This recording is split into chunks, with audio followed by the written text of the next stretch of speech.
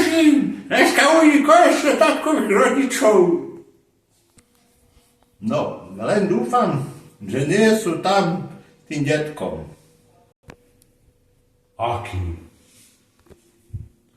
No veď, mamkin otec, ty analfabet.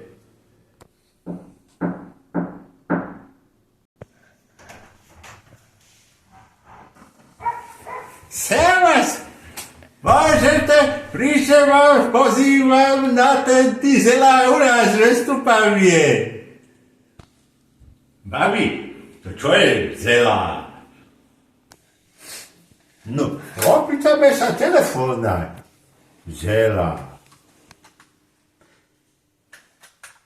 Nič nehovorí. Krám zasraný. To bude určite kapusta. Kapusta? Pondelok bol na obed Segedina, ešte dnes prdím jak drak. Očúvaj, keď už je ten obed, prinesol som ku káve volačo sladkého, toť dýňu. Dýňu ku káve? Čo? Však sa postavil.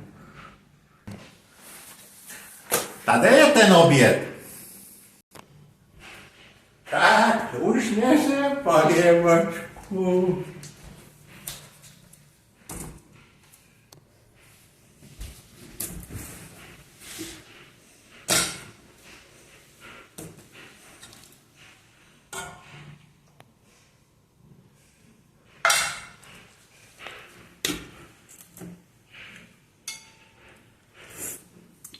Mňam je výborná.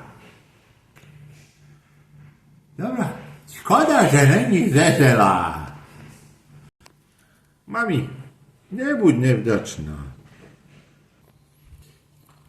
Aj čo, však je dobrá. A jak to ide u vás na záhorí? Všetko dobré, zelé, aj kapusta a vypestovali sme aj túto dyňu. A kde je tú kávu, však si chcem aj dezertnej dať po obede.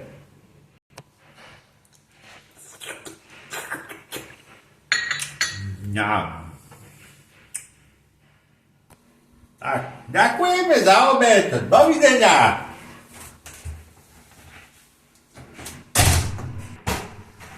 A vidíme sa na dňu zelách v Stupavie.